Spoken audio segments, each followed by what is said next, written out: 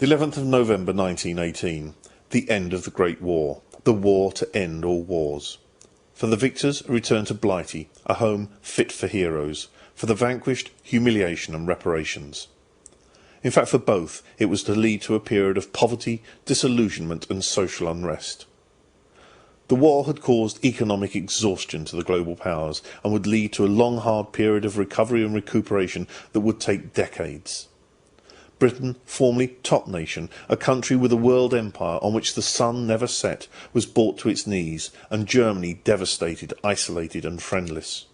The recovery blighted the 20s with economic recession. The German government had financed the war by increasing the money supply, printing banknotes. The effect was to devastate the currency and lead to a period of hyperinflation, with the collapse of the mark and the printing of million, billion and trillion mark banknotes.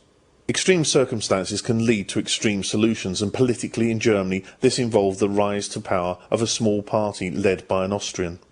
The party was the National Socialists, the Nazis, and its leader Adolf Hitler. With the 30s came a new era of expansion, resolutions to build and develop. In Germany, the process of rebuilding continued with the construction of a massive network of autobahns, 2,000 kilometres by 1938. Hitler himself is said to have sketched out the design of a car affordable for all the people, the people's car, the Volkswagen. Within the decade, the colossal power of German industry, with its reputation for excellence in engineering, developed an advanced and prestigious range of achievements.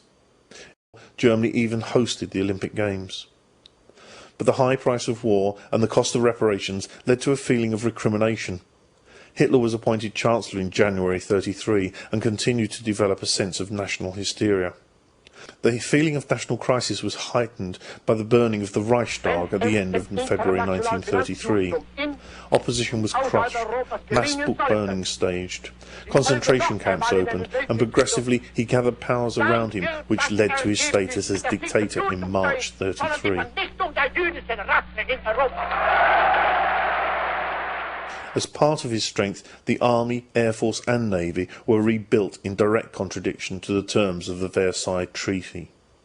Many warned of the growing menace, others, fearful of another world war, preached appeasement. With his growing power, Hitler began to make territorial claims. He developed a policy of Lebensraum, living space for the German people, to the expense of other nations in Europe.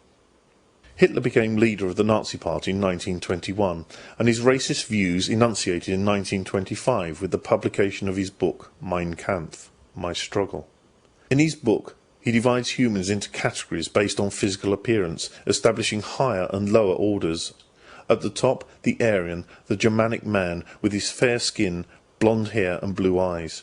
At the bottom, the Untermenschen, or racially inferior, the Jews, the Slavs, notably the Czechoslovakians, Poles and Russians.